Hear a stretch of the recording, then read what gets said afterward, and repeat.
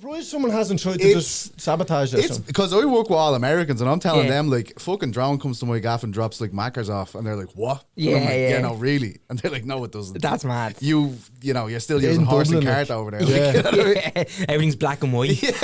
But even out of everywhere, force being Blanche as well. You wouldn't believe that. I Like. know, yeah. It's only Blanche, isn't it? Or is it somewhere in the I think south they're side as putting well? more. They're putting one somewhere. Carl, do you know the question? The answer to that question? Yeah. I think that Red Cow.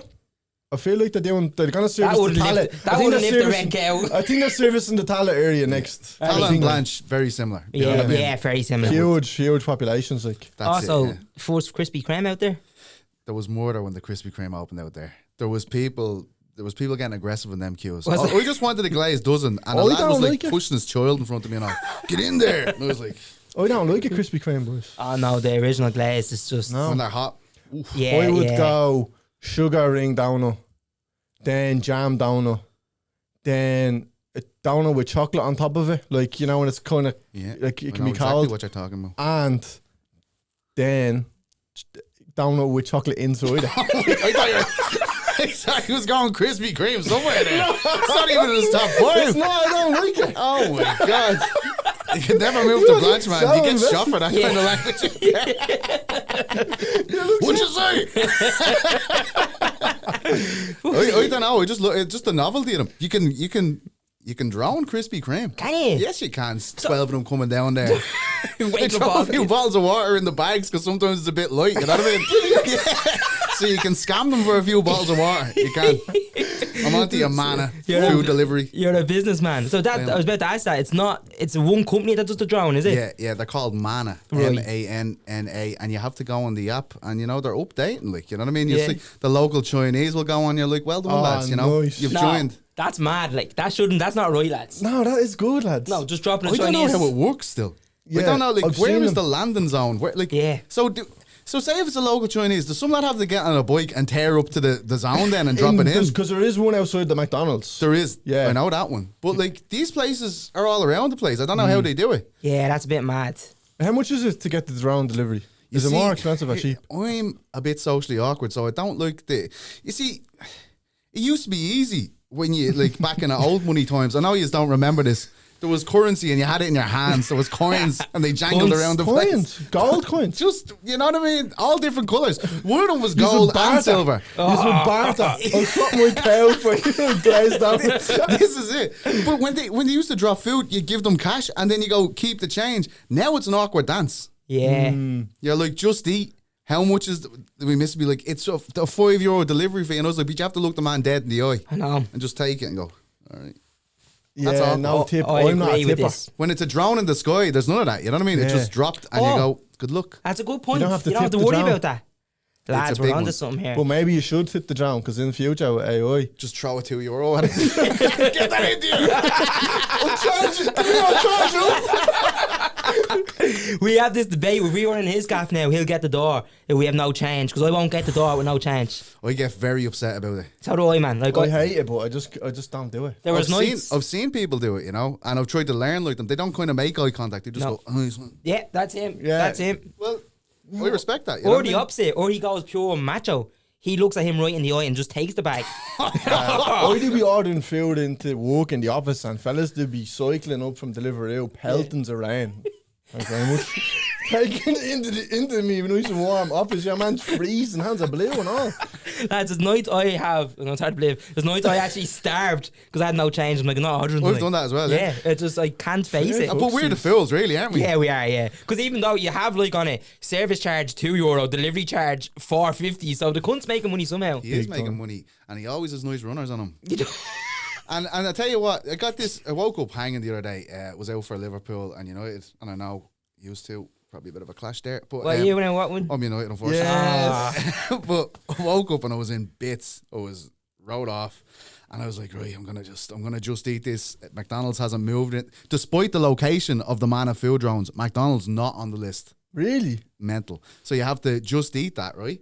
So I'm banging into just eat, and I'm like, oh. Straight away, it's like 26 minutes, and I was like, oh my God, you know, this is amazing. Magic. Go and shower myself. I was telling the dog, the nuggets are coming, mate, and he's going, I don't believe it. And I was like, yeah. And then sat down, got in position for the fella, you know, had €2 in me pocket. It's ready to go. What's the position for the fella now? We just at the door like this. Waiting for him.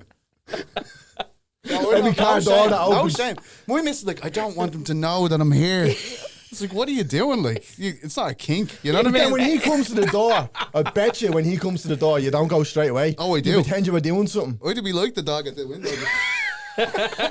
But then, right, so it's 26 minutes. It gets down to 10. Next of all, update 40 minutes. Oh, So then we play the same game. He gets down to like 6 minutes away.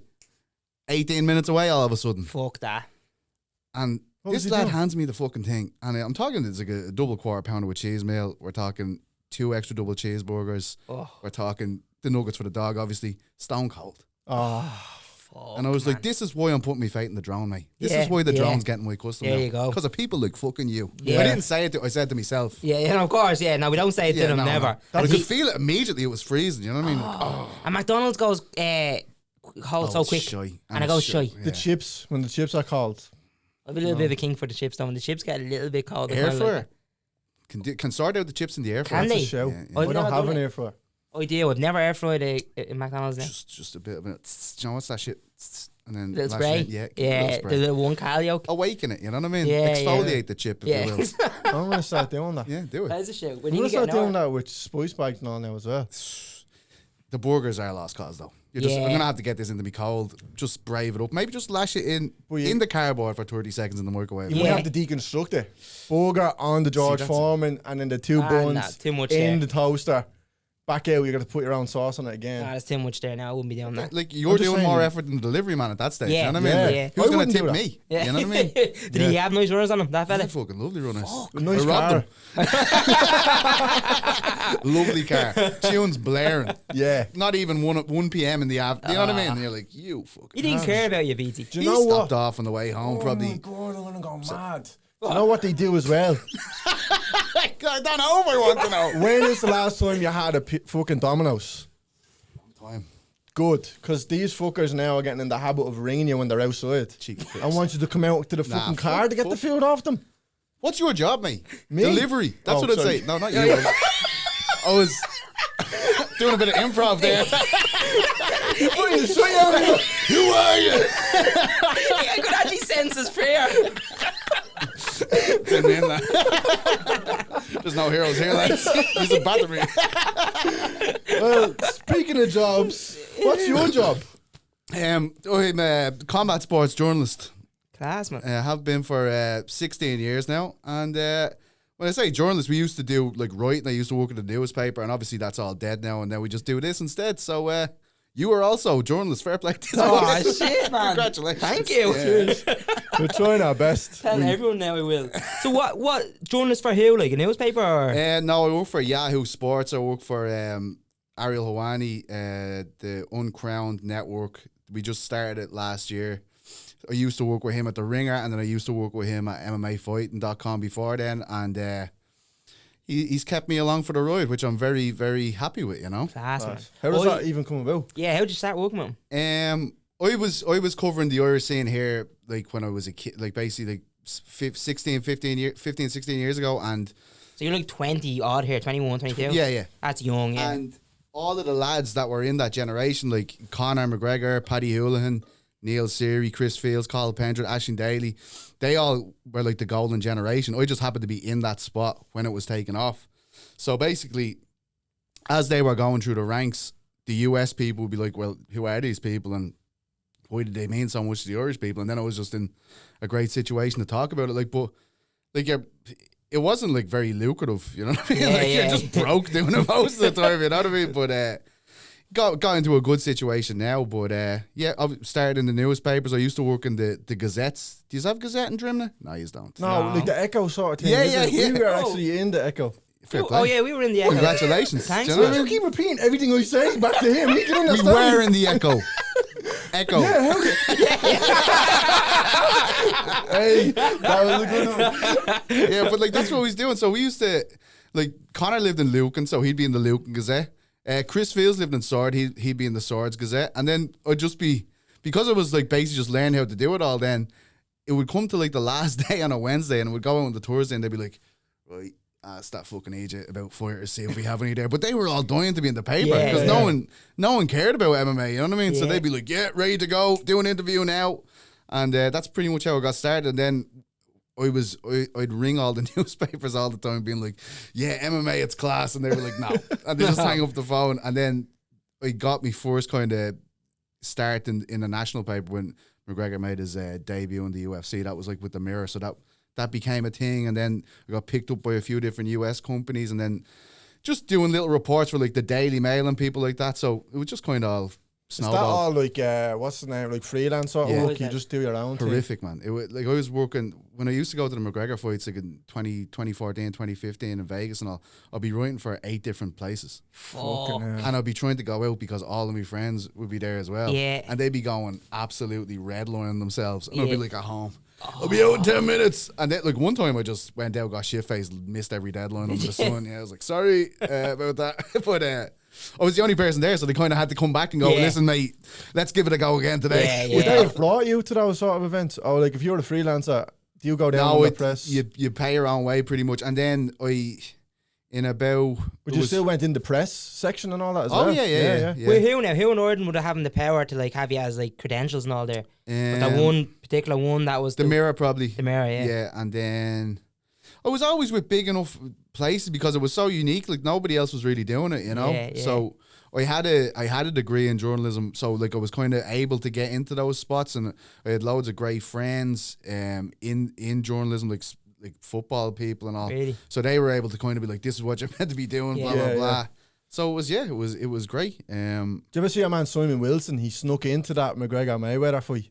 I didn't go to that. I know the guys, them YouTube lads who be like, we're gonna get in. But he done it, it's deadly. He has it all documented on YouTube. There's a video on it. Yeah, the press, the lanyard and all, yeah. Like he hung around, lingered around the press tables, and then like heard someone's name and went up and said, oh yeah, that's me, and got the swipe before him. And they actually went and took his picture then, so he had his face on his actual official identification card. It just wasn't his name.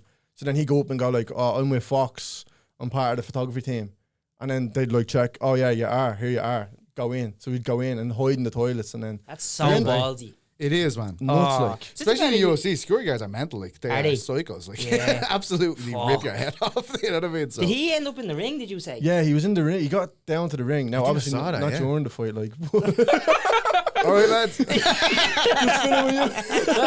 That's fucking mad. Like, but see the way you're saying all this, right? But how did you actually get into MMA? Sorry, because like for anyone that's listening and doesn't really know MMA other than McGregor, like basically it wasn't really a thing over here before McGregor. It wasn't like really big. Like it went huge. Yeah. Like when we were in school, like if a kid liked MMA, it'd be like.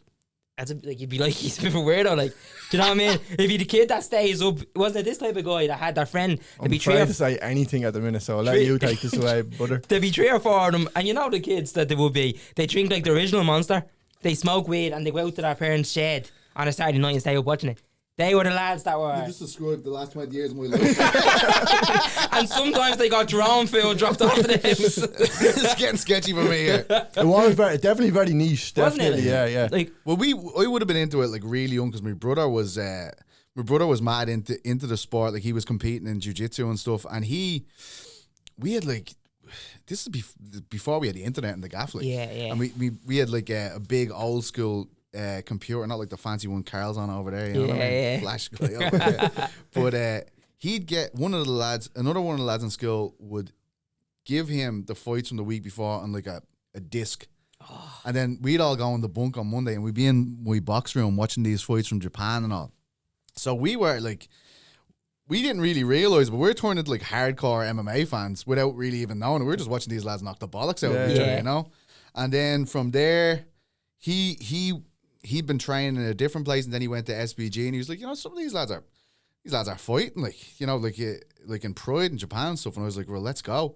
And then as I was doing that, I was working in these papers, and all of these lads wanted to be in the paper. You know, it was like they were trying to get the sport recognition and get themselves recognition. So they were like throwing themselves at me, basically, like come and tell the story. And then that was that was how it got started, and it was so easy, really, because no one else was doing it, you know. Like literally nobody doing it. Like Nobody. That's crazy, man. I was sitting there with my laptop, or if I even was, probably a notepad at the time, and my brother be sitting beside me, and I knew so little about jiu-jitsu and stuff at that stage that he'd be like telling me what, like that's an armbar there, and I'm like, right, fair enough. Yeah. Like nothing, like knew no. In the end, I started training just to get like some type of cursory understanding of what was going on. Yeah. And it all kind of snowballed. Like there was a fight. Owen Roddy, who was Conor's coach, he fought in the National Stadium, the basketball arena in Tala, and like, I remember going to that, and like everyone in Ballymun was there, and he was fighting a savage, like from the US, like, and you were talking to people in England and all, and like, he is gonna get battered. Like Roddy is gonna get fucking battered, and you're gonna look like a muppet. And I was like, all right, blah blah blah. I was mad for Roddy. Thought he was the business, still do. He's always great to me. Went in, he gets stuck in a choke in the first minute, and I swear to God, he was looking straight in my face. I was on the front row just going, and you could see like Conor and Cole and everyone around just being like, I can't fucking believe it. Somehow it just stays in the choke for 4 minutes, like he's just looking at people. Gets out of the thing and knocks the bollocks out of the Really? wins the decision, and it's just mad. I got sent. I was like, standing there, his hands gets raised like it's a decision. And I was like, oh my God. And next thing I know, I'm just thrown like 5 rows behind. I was like, what is going on? It was absolutely mental. But that was the first night I was like, man, people really care about this. I could probably do something with this. I probably thought it was like, this would be like a nice little part-time gig for me or whatever. And then it just turned into a full-time job, yeah. What year was that now, that fight? 2011. Jesus, so like 15 years ago, like. Yeah. So was that your thought, like, you obviously make a few bob or make a living out of something that you enjoy, or was it more you were like, I need to show more people this, more people need to be involved in this, because this is fucking nuts, like. A passion, like. Yeah. I just loved it. I loved the people. Even now, like, cover, like, I'll be very close world champions in the sport, like Aspinall's fighting this weekend. Am I dating this by saying this? It would have been last weekend. No, Wednesday. Is it this is Wednesday? Next Wednesday. Is it? I think. Yeah. I mean, Aspinall's fighting last weekend. Fair play, Tom. Oh, another great performance. But like, you'd be very close to them, but there's nothing like when lads are on the way up or girls are on the way up, and you're seeing how hard it is, and it's just like they're like they have this belief, and they're like, it's like tooth and nail, like trying to get everything, just little breaks for them. Like, that's the most interesting part of every fighter's career. Like when they get to the big moment, like say like Aspinall now, and they look the part, they're basically rock stars. It's class, like, and you're delighted for them, but it's not as interesting because immediately they have something to protect now. Yeah, like I have made it. Like, I'm not going to be telling you shit now. Like, I need to keep me ducks in a row. I'm a polished superstar. He has an agent who's like, don't speak about this. The way up, the ascent is always the magic, really, covering the sport. Some of them as well probably needed you at the start to get out there, and now it's like... Oh, that happens a lot. Like, that's crazy. I was talking to your friend Ariel now. I don't need to fucking talk. You know what I mean? You're like, nice one, mate. Remember? No, all right, don't worry about it. That's actually how I came across you, man. How? I was watching one of Ariel's shows, and I think I was listening to her or whatever, and he was talking, and then he was like...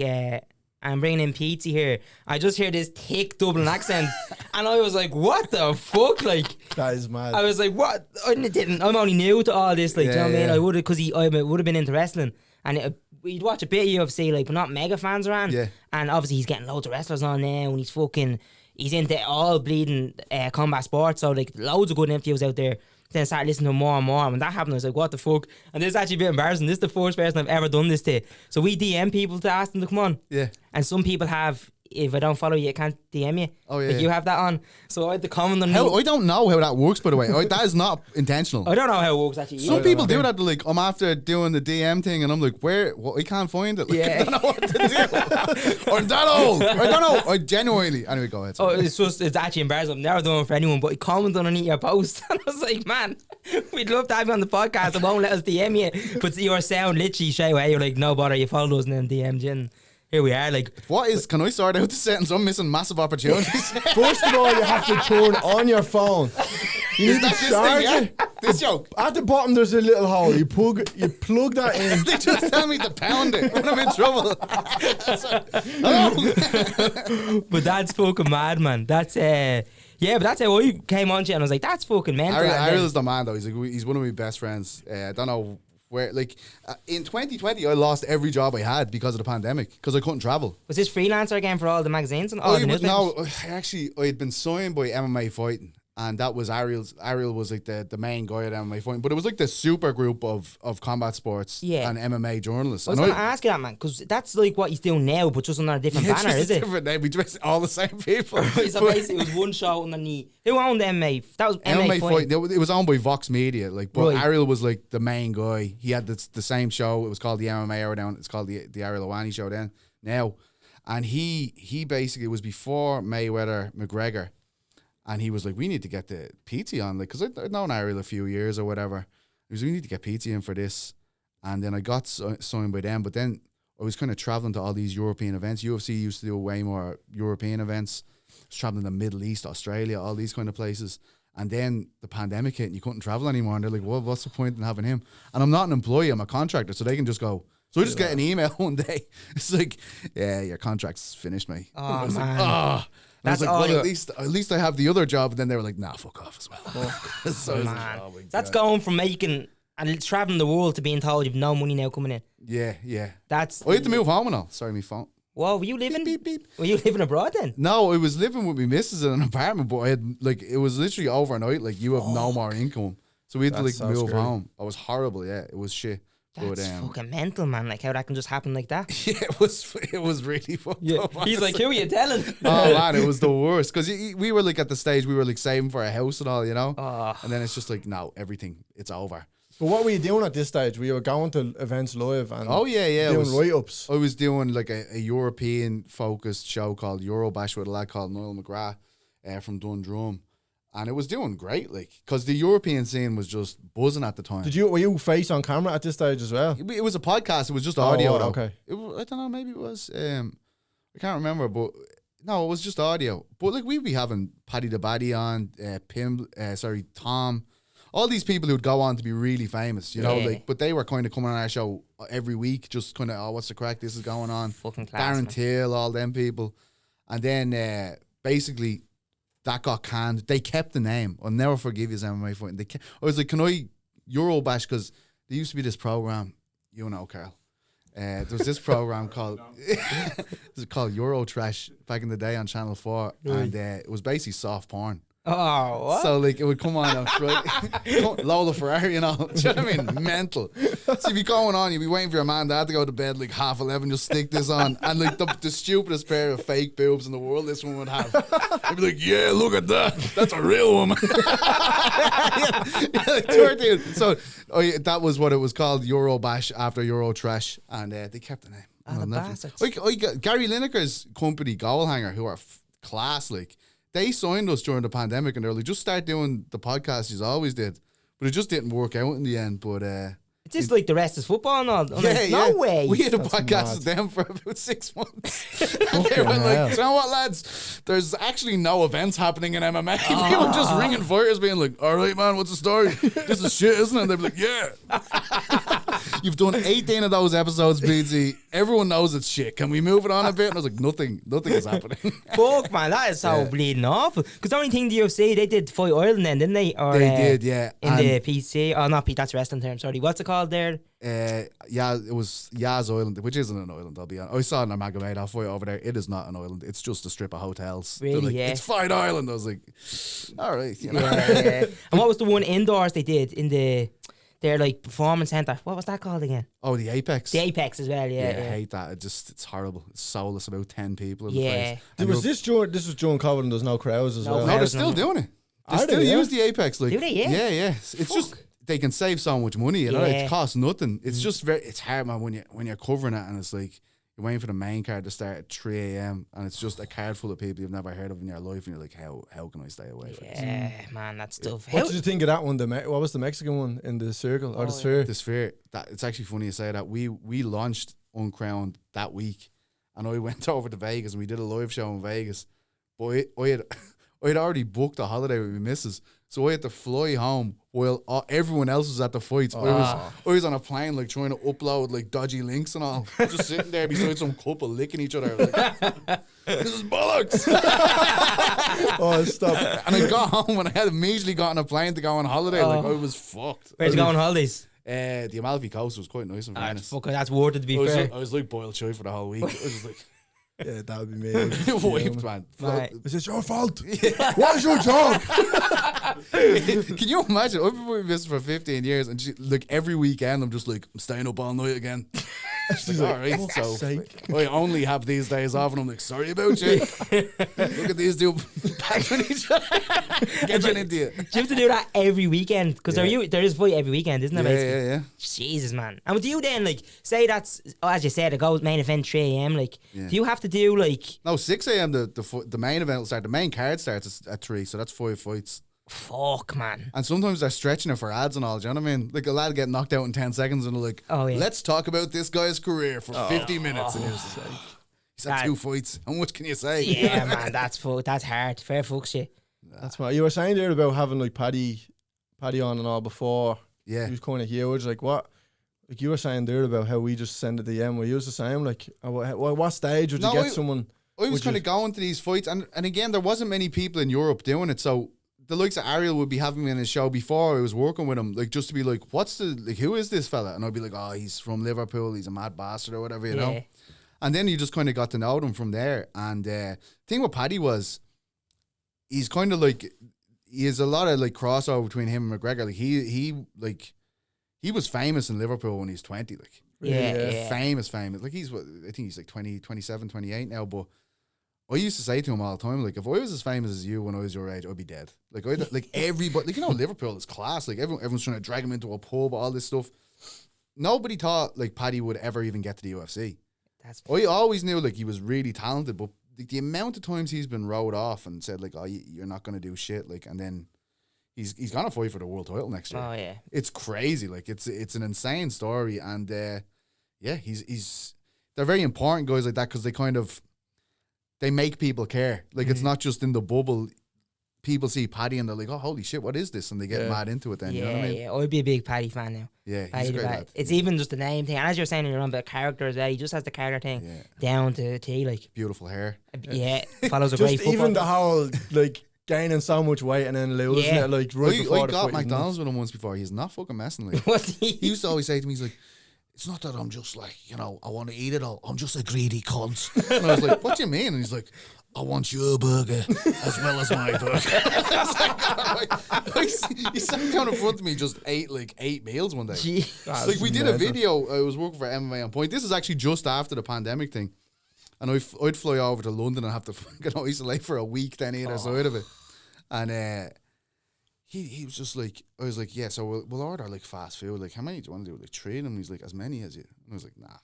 He was like, no, honestly. And we sat there for 3 hours and he ate every fucking bit of it. Fuck off. Yeah, I was like hoping to get a sly double cheeseburger into me or something, but he's just like, and he was like training before this and then trained after it. That's nuts, man. Just sat in a room, like he must have ate 10,000 calories and just went back training. That's mental. It's nuts. It's impressive. It is impressive. It is. It's really impressive, honestly. I'm proud of him.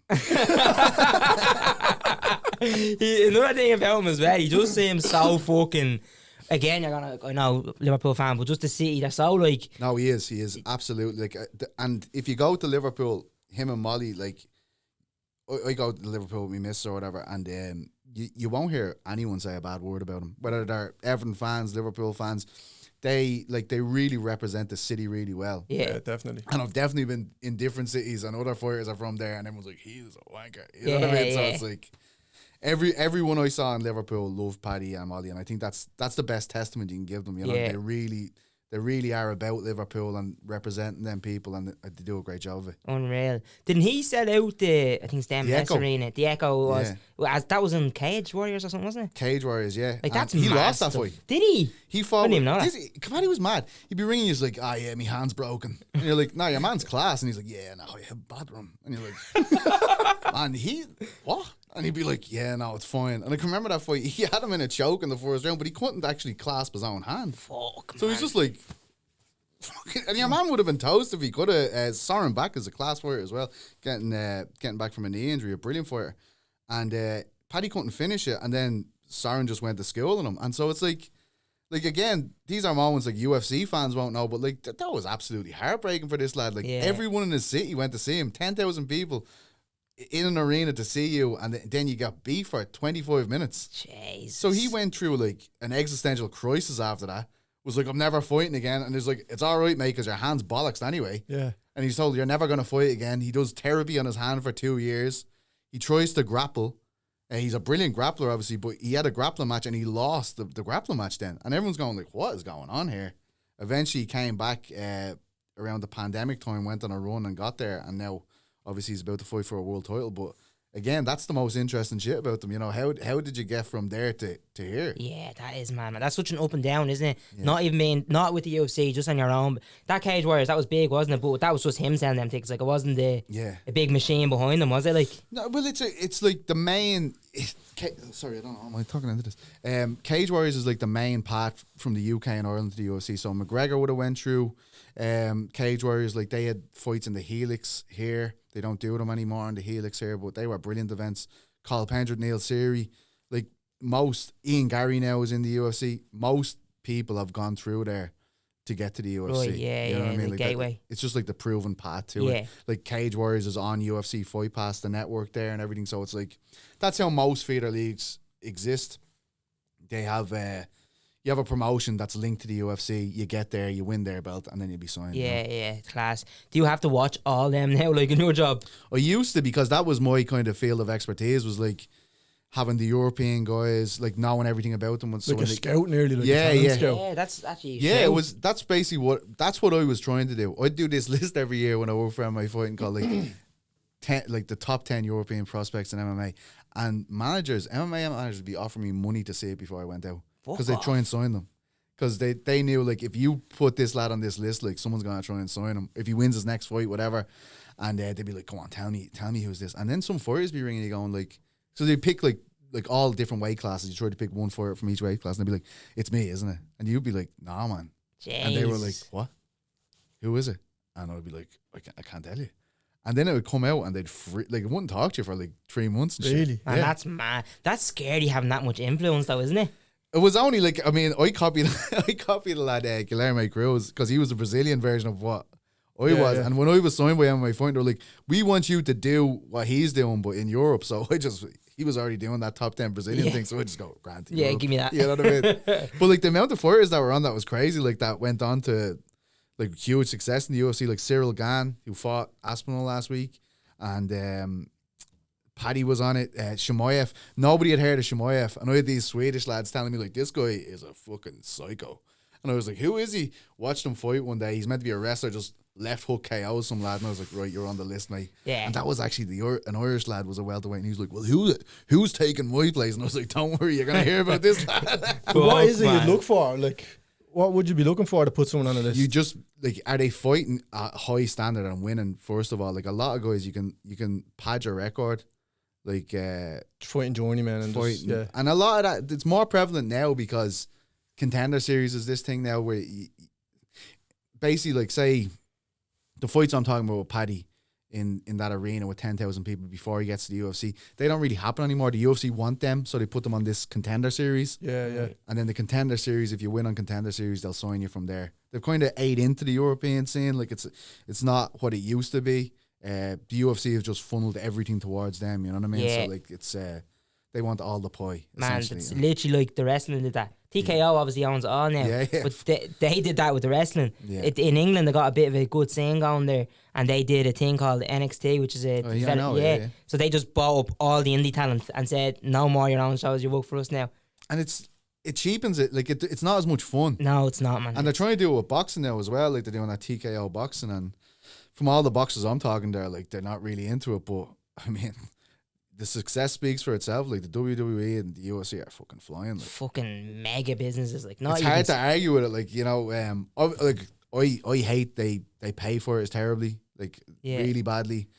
Like, most of the fighters I've covered over my life have left the sport with absolutely nothing. Really? And like what they gave to it, like, yeah, and they're like, you know, this is mentally like, oh, I'm gonna go and get a job now. Like, Aisling Daly, like, was an icon in Ireland, was like before McGregor, she was a world champion. Like, she was like our first world champion. She's a school teacher now. Like, she fought for like 20 years and then was like, had to retire because of like medically retired. Like you can't fight anymore, and now she's a school teacher. That's mental. But that's incredible too. You know what I mean? Yeah, In its own way. yeah. Carl Pendred's like he was in Kin, the series. Oh. He's also like a sustainability guy for like a big company. Like it's incredible that these people are that talented that they go on from this kind of thing into a new world, but it's also shit that they have to, you know what I mean? Of course, man. You'd expect now, especially something like Putting your body on the line like that. fucking Like. blood, sweat, and tears is true. Like that's what they put into it, and you get fuck all back from it now. Isn't the UFC out of all the big sports? Isn't that like one of the worst profit to payment Revenue splits, yeah. That's fucking mental. It's about 18%, we think, and they've just signed a huge broadcast deal for 7.7 billion. And like, unlike even wrestling, I think that the lads get a bit of that. They definitely do in the NBA. They definitely do in the NFL. All of those things, because there's a union and they can collectively bargain. Like, there's no even like, are we getting a pay rise? There's nothing. And like, you have to remember, like, you're getting into the UFC and you've maybe like put 10 years into the sport at that stage, and then your debut, you're getting like 10 grand if you lose. You're walking away with 10 grand. Man. Madness. And then it's like, oh, you're in the UFC, and they're like, yeah, I can't afford petrol, mate. You know what I mean? Mental, It's man. wild. Do you think there'll ever be a rival? Anything that will be able to rival it, or even Like remotely? that, like this talk of Eddie Hearn getting into it is exciting me a bit. Man, I tell you what, if anyone could do it, I mean, I just love the like. I don't know about this. So what is this? Eddie Hearn's like a boxing promoter. Yeah. so it's not right they're saying there Dana White getting into boxing. Yeah. Well, Eddie Hearn's flirting with saying, I'm not. People want Eddie Hearn to get into MMA, Yeah. and he's being offered like positions. Yeah. And in fairness, like Dana's like you can't argue what the man's doing. He's fairly cutthroat. Obviously, we give him a lot of shit on our show about various things he does. But he's an amazing businessman, and he without him, the UFC would probably be nothing. But we want to see him go back to old school, like, and start kicking doors in and shit. Like, so I think if Eddie gets into it, like it'll awaken the beast kind of thing. You know what I mean? Did you watch the Matchroom thing on Netflix? Yeah. It's class. I was only telling him about. I It's watched. such a like, but he's like, I was up in Belfast for that Donovan fight, Donovan and Crocker 2 in Windsor Park. He's just brilliant. Yeah, like he is.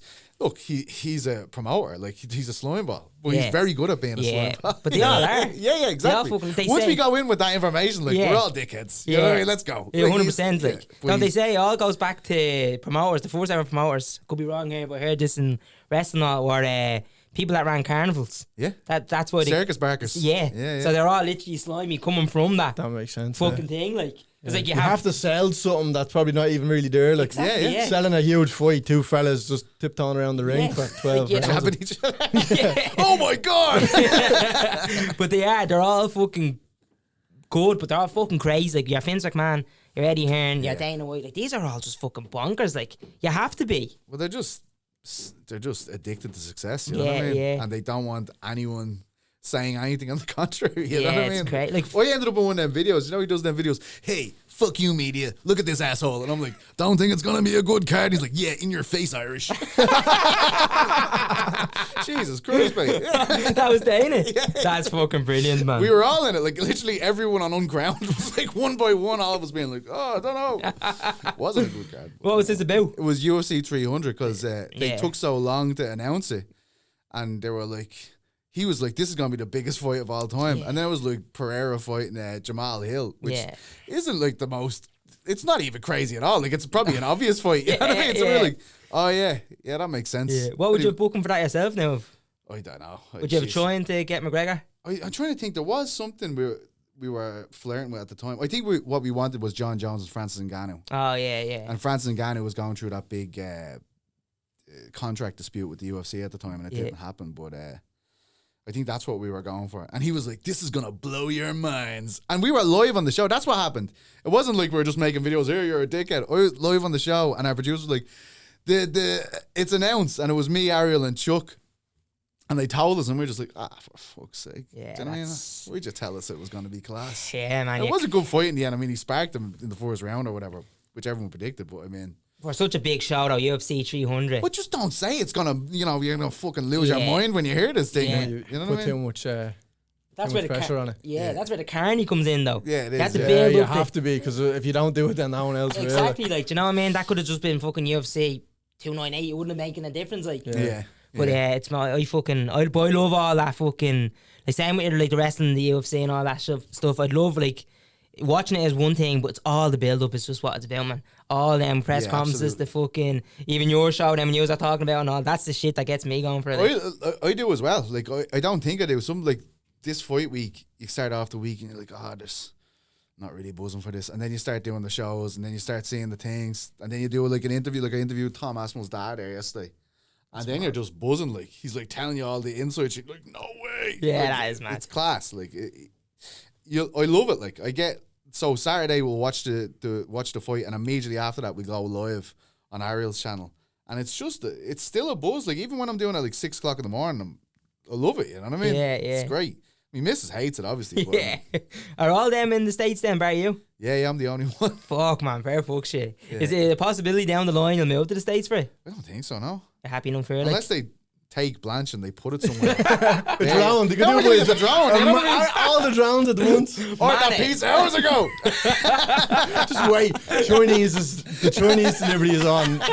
Deliver Blanche to New York City could be next. You never know. I get to go over that though. Yeah, so that's obviously that's cool. Yeah. Sorry, I was going to ask this earlier on when we were talking about going from MMA thing to Ariel Helwani show. So Ariel just owns that on his own now. Is he your he's the he's my boss. Really he used to slap me around the place every now and again. You know what I mean? And was there a risk when you knew that he was going to start this himself? Did he tell you the plans and I want you here with me? Like, was that? He'd be real. No, like so the pandemic thing. This like he's one of my best mates. Like the pandemic, I had no jobs, and I was like back like trying to sell me wares, like applying for jobs and stuff. And I'd be just ringing him, going, I don't know, like should I just fucking pack this? And he's like, nah, man, like just keep on applying for jobs. And then I was about to get a job, and I won't say with who. I wasn't brilliant or anything, like, but I was like, at least I'll get, I'll be back. And I rang him and I was like, I'm gonna get this job, and he's like, nah, don't take it. Yeah. And I was like, what? He's like, don't take it. I was like, what are you talking about, man? We don't have it. Like, I'm just walking my dog 8 times a day at this stage. Like, what am I meant to do? And he was like, just give me a month, will you? And I was like, wait, what you mean? He's like, just give me a month. Then that turned into the Ring Around MMA show, and that's basically that's how I got into this new situation with him. But he is like I'll be lost without him, honestly. Like even like there's been times where I'm negotiating contracts and they'll be like, Petesy, we'll give you a 5-year on a show, and I'll be like, absolutely. He'll be like, hang on a second, like relax me. You know what I mean? Can we talk about what we're getting there? Yeah. Like he's taught me not like so much about like covering the sport, but then like the business of covering the sport as well. Like he's unbelievable for me. Like I would be lost without him, honestly. That's unreal, man. I would just be signing them 5-year deals for the rest of it. Of course you can. Because he's like the fucking goat in that shit. He's the bet. Like it'd be like you guys are comedians. It'd be like Dave Chappelle ringing you and being like, "Oh lads, this is what you should do." You know what I mean? Yeah. That is mad. He's won the journalism award, right? It's been up 15 times. He's won it 15 times. No one has ever won it apart from him. That's insane. Like it's time to just fucking go away, Eric. Do you know what I mean? I've never even been nominated. Are you pushing for a pay rise here or something? What's going on? I'm sick of him, and I'm coming for you. You literally are my best mate. Oh, never said it to you, Ariel. Boom. Just fuck off for a bit, will you? Just a year. No, everyone on the show has been nominated apart from me. It's a lot of bollocks. Have they actually just... Yeah. That's racist. Deserved. Well deserved. I don't deserve to be there. What's it like in the studio? Because you've been obviously in the studio a few times. Yeah. Like, what's it behind? I think, especially now because we have our own podcast, I always think what's it like behind the camera. Yeah. Because his studio is fucking sick, man. It's just so back in the old one. So they were both in New York. The old one was like very like this, where it's like you're in a room and there's a screen, and New York Rick, Mysterious Frank, GC, Andy, and Jordan are all there. But in the new one, it's weird because the control room is on one side of this massive building. And so it's not even attached to it, like? No. Oh, what? So you're in the Yahoo Studios. Like it's like a big kind of, it's like a massive building, you know what I mean? So I'd be in the control room, and then he'd be like, send Petesy back in, and I'd be like, be there in 15 minutes. It's running around like it's huge. But it's basically just a big, huge room with all of his favourite things in it. One thing I will say about Ariel, too warm in there. Don't know what he is. I think he's like, I don't know. But man, it's the same in here. He's like a reptile. He's like, it's lovely and warm in here. And I'm just like, if you look at me, and any time in that studio, I am drip sweating. Yeah, I yeah. was like, I can't do this. Like a few times, like I just need to leave for a few minutes and splash water on my face and come back. My hair stuck to my face and all talking to him most of the time. There's no more. This room gets hot as well. I think it's the fucking, what's that thing called? Heat. Soundproof. We have loads of suns just in every corner. No, it is. It's a nightmare. But so what makes you go over there to the studio now? Like, what make you? Ariel makes me go over. You said you need, just, Get on the phone. Yeah. Well, it's usually like an event. So the last time I was there was Kay Taylor fight class. with Serrano, and that was mental. Like they turned a train, like these massive train stations, like say like Connolly Station, multiply it by 10. It's called the Oculus. This place. And they turned, like, this was for the open workouts. They had a few boxing matches and all. Did they? It was just mental. This And then- the Jake Paul, Mike Tyson card? No, that was in Dallas. I didn't go to that one. I've been But to... Katie Taylor also trained in Liffey Valley as well. Yeah. For a fight or two before that, so I'm not too impressed. yeah. That's actually true. I was in Dundrum as well once with Chantal Yeah. Cameron. Yeah. Oh, yeah. That's yeah. right. I was at that one as well, but them fights are just class. Like, seeing, like, Katie's first time in Madison Square Garden was, like, the first time two women have headlined it and all. And they gave us we were doing the Ringer show then, me, Ariel and Chuck Mendenhall, that is. And these two lads are like my heroes growing up. Yeah. And next of all, you're like on a show with them, you know? Ah, he's mad. But we were sitting there. I was talking about us there for a sec. Swear to God. No, yous were all, when I was growing up, used to also. You know? Of course. But we were sitting there and Ariel's like, oh, they're going to bring us somewhere to do this podcast afterwards, and they brought us like just beside where the Knicks dressing room is, and we're doing this podcast. Next of all, Kate just walks in. She's like, "Oh, how are you, Ariel?" I was like, "What is going on?" That's man? madness. It's just Mad. crazy. Would you have a relationship with her now? Would you? I interviewed her for Joe.ie before. I think it was the second Chantal Cameron fight, and I was the only person who got a one-on-one with her. Really? And she was like, "Hello, Peter," and I was like, "What is going on here?" Yeah, that's nuts. And then I remember I said to her, I was like, this is like meeting St. Patrick or something. Then I remember she was real religious and was like, oh, fuck. I mean, no. Different Sorry. You wouldn't know. He's from Tala. I'm just going to leave. That's gas. Would you get starstruck? Like, No, not at all, no. Did I you? think some people want you to be, not Kate Taylor. She'd rather not be there herself. Yeah, She yeah. doesn't want media. I don't think I ever. Tyson, I was around Tyson once, and I was like, "Oh, that's crazy." You know what I mean? this is Tyson Fury. No, Oh, Mike Tyson. Mike Yeah. Tyson. Oh, Mike Tyson. Oh, yeah. Look, that's I go, that's whoa. He's just like he just walked in front of me, and I was like, "That is terrifying." Yeah. That is just. It's not even that much taller than me, but he's just so wide. yeah. Like And it's- his tattoo. yeah, obviously He has a that tattoo on was his face. there. That's surreal looking at it, I'd say. And the neck and all. Do you know what? Actually, no, you might be too young for this. Do you know what Jersey Shore is? Yeah. Yeah. Right. What the hell? So I was in New Jersey, right? Last year for Dustin Poirier and Islam Makhachev's fight. And so we're all sitting there, and next of all, they put on this American Badass song, and I'm like, what is going on here? And they're like, please be standing for the president-elect, Mr. Donald Trump. And everyone just goes, fuck it. And I was like, this is mad, because in Ireland, we hate every politician. You know what I mean? Yeah. These people are losing their minds. And I was like, right, I'm trying to get a good angle of this so I could see him coming in. I'm moving around the octagon or whatever. Next of all, I turn around and who's barreling towards me? The Situation out of Jersey Shore. Oh my God! And I was like, what the fuck is going on? I ended up just staring at him, staring at Donald Trump, going, what? Where do we is get here, surreal. man? Life is mad. Yeah, That it was is- mental. But yeah, mad old place. Mike, the situation. Donald Trump. I don't think it'd be guessed. He was losing his mind, man. He was barreling towards me like a child running down the stairs on Christmas Eve. I was like, fucking hell. What's he even up to nowadays? I know Paulie D is DJing and all still about. Yeah. Well, Goes to the fights, apparently. does he? That's all I Yeah, said. yeah. Where When would you Trump's sit there. at them? Huh? If you go to the right fights? beside the cage. Really, yeah. Well, it depends on how the UFC, if they're pissed off at you or not. Like, in Madison Square Garden, they put me up in the nosebleeds. But, like, when McGregor fought Alvarez, I was, like, A1. See A1 for that. Like, all of when he was on the ascent, like, Nate Diaz, I was sitting right there, like. Who's that now getting you them? That's who we are working for at the Well, time. it was probably... At that time, like they were probably delighted to see MMA in mainstream media and Yeah, stuff. So yeah. I'd be going on like RTE and debating people about whether it's a real sport or not. Yeah. Fucking And all that kind of stuff. They'd have me and Kenny Egan, like a boxer lad. Yeah. Like, I think it's a load of bollocks. And I'd be like, it isn't. You're wrong, Kenny.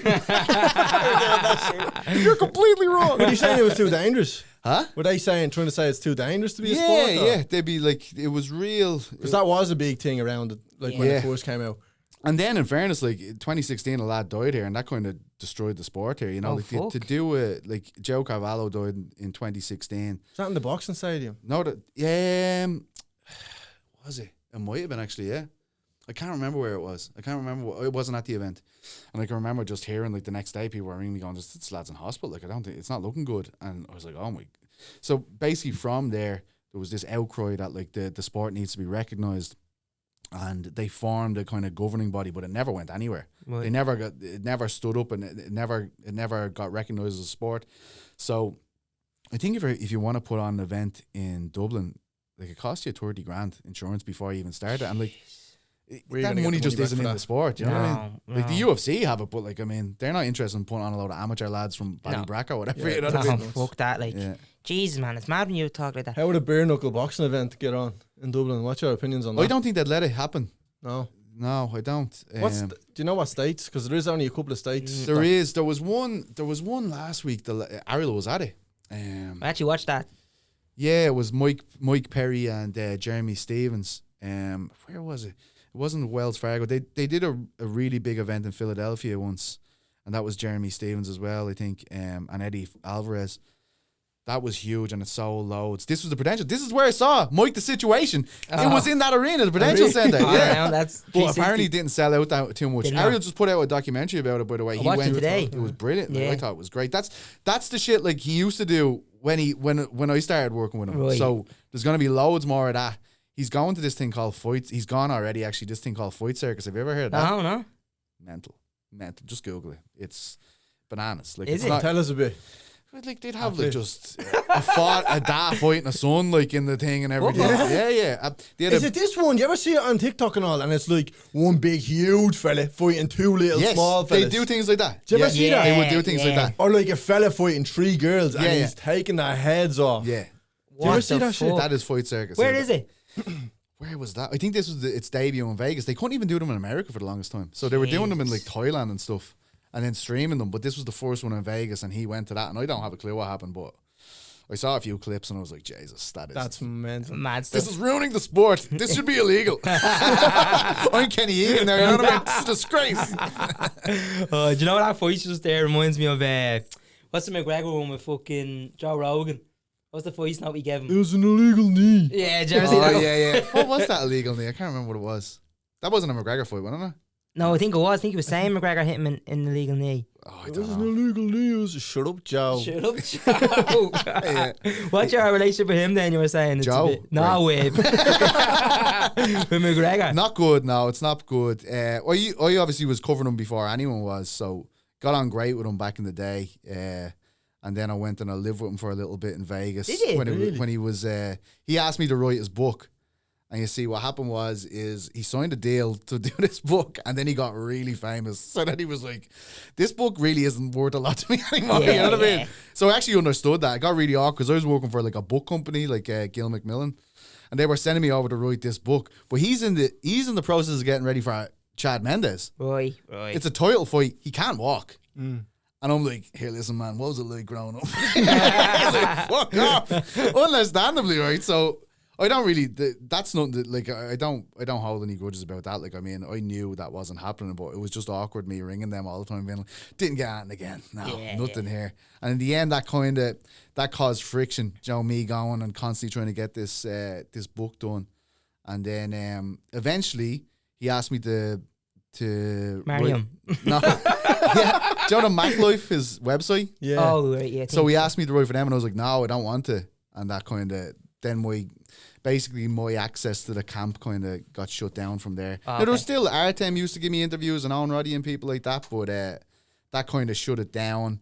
And it kind of it made me in the industry because instead of like getting this first-hand information, like just asking Conor, how's the camp going? He'd be like, great. And I'd be like, he said it's going great. I'd have to like start snooping around, asking training partners what's going on.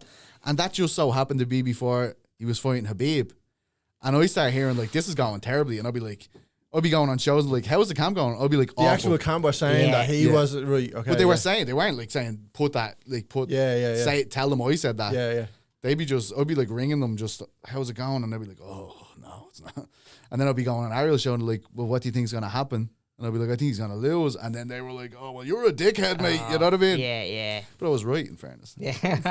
That was mad, by the way, wasn't it? Well, I just, you see, that came with its own headaches as well, because the fellow who I'd mentioned earlier, Joe Carvalho, he passed away in 2016. We were trying to get the sport legal here. And then that thing happened after the Habib fight. Oh. And then the next day, on the Monday in the papers, it was ban this sport. This is bullshit. And then I had to go on RTE and all and be like, well, that isn't really the sport, you know what I mean? Yeah. And then I would go into his camp going, like, say something, like, and they'd be like, no, we're not talking to you. I was like, this is a bleeding disaster. You know Whereas I mean? you're only trying to help the fucking sport. They didn't, like, I used to show up at these meetings that the governing body was having, and I was like, what are you doing? They'd be like, don't let him in. So that kind of caused a bit of distance between me and the Irish scene. Like, I was all about the Irish scene, pushing it forward and stuff. And then it just, you know, the more you were trying to make it something like, make it a recognised sport, give like minimum standards, things like that, things that are in place now. The more you were kind of pushing for that, the more pushback there was, and it just got messy. There was a split in the scene. Some people wanted to go with it, some people didn't. Yeah, and it just got messy. A lot of egos involved, my own too. Yeah, like, why aren't these pricks talking to me? Yeah, they're going like, why would I talk to you? You're a prick. Yeah, just the way it goes. But I still have loads of great friends and relationships in the Irish scene. Yeah. Did you find now, obviously, because McGregor's a hero in the States, and he's became pretty much a fucking villain in Ireland now. Yeah. Did you find you going on the show and stuff, because they wouldn't really be... Oh, horrible. You have to give them the news on the show. Yeah. And, like, they haven't a clue, really. No, but they'd just be like, hey, Petesy, how's this Nikita hand trial going? And I'm like, oh, great, here we go. Oh, yeah. And then, like, in the States, they kind of see it like, who is this Irish lad? We actually all love him. Look at X, like, everybody loves him. And it's tough, like, because I'm not a very political person. Yeah. And then you're having to learn, the riots are happening, you're trying to learn about what's going on here. The polls are coming out, like, saying he's, like, 8%, then 7%, and then, funnily enough, the Nikita Hand, when he was found liable for that sexual assault, I had to go live 30 minutes later on the show. Did you?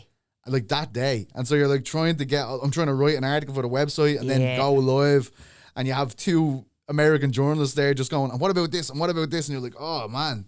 It's a high pressure situation to be in, and to be fair, I never thought I'd be here with McGregor. Like, he was on the way up, he was amazing. Man, he was the fucking, like, literally just meteoric, like, just a hero for the country. Like, he could have been this country's overall most loved sports star, ahead of Roy Keane and everything. He would have been. At that time, in that moment, it was like Beatlemania. Yeah, 100%. You know, like, to be around him, to be in that camp, like, you could feel it. Like, there was a aura off him. I'd know when he walked into a room nearly. That's crazy. You'd hear people gasping, like, oh my God. Like, I can remember it was after the Mendes fight, it was after the Aldo fight, and we were still on good terms. And because I was writing the book, I was brought out for dinner with them afterwards. We went down and we sat there, like, the guys who were making the films were there, the Notorious films. All of his training partners, his family are there. And he'd be leaving and he'd be walking with his Mrs. D.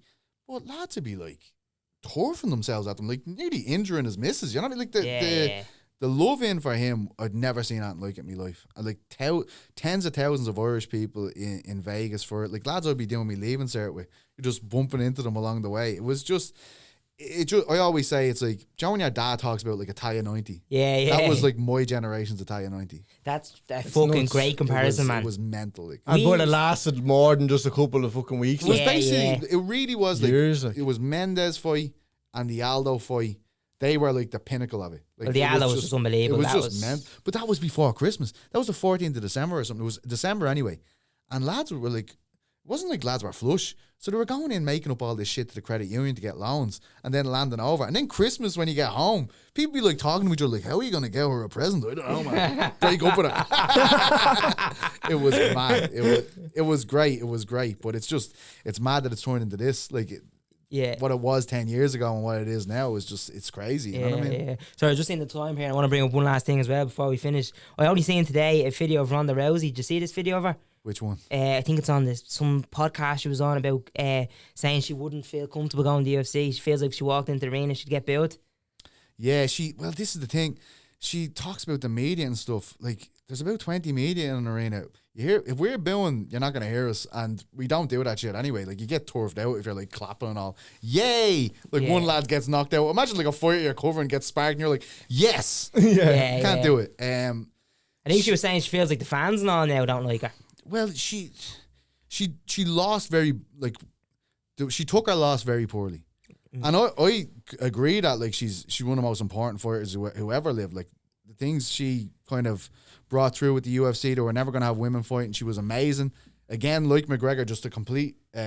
crazy, like, just a meteor, you know what I mean? Just battering people. Trailblazer, like, unbelievable. There'll never be anyone like her again. But when she lost to Holly Holm, she, like, wouldn't speak to anyone. She went through the airport with, like, a pillow over her head so no one can take pictures of her. And then when she came back against Nunes, she refused to speak to anyone. Yeah. So we're covering the fight as media going, like, well, she's not speaking to us.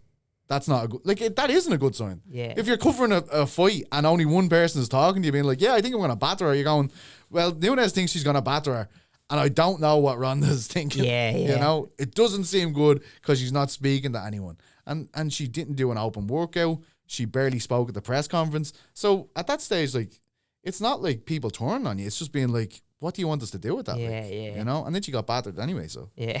And in fairness to her, obviously she's a legend now, but she dirtied her bib with the wrestling as well. Yeah. Once she left there, that she's kind of... And I was buzzing for her. Like, I don't watch a lot of wrestling. Like, we have different lads on the show. Ariel watches everything. I don't know how he does. Hey man, how's he got the time? Do you know what? It's unbelievable. He doesn't drink around. Like, he's so clean living. It's unbelievable. Like, he's just completely in on everything. Like, and you know, he's mad into football as well. Like, mad in Forest fan. Yeah. He'd just be ringing you. Like, I can remember that. Like, he'd ring you Sundays and he'd be like, I'm watching League Two.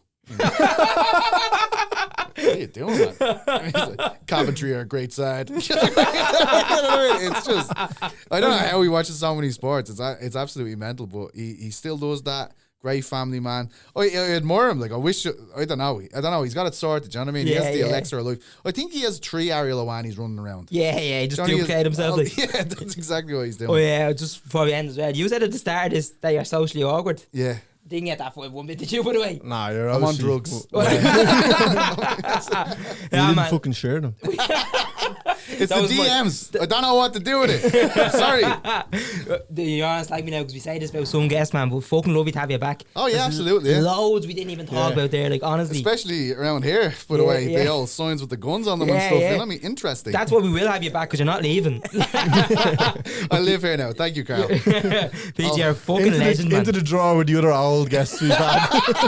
Is Owen Colgan in there? Yeah, I haven't seen him in ages. He wants you on top of him. But you're a legend, man. You are legends. You're a legend. You are. I seriously appreciate that. That was class. No problem.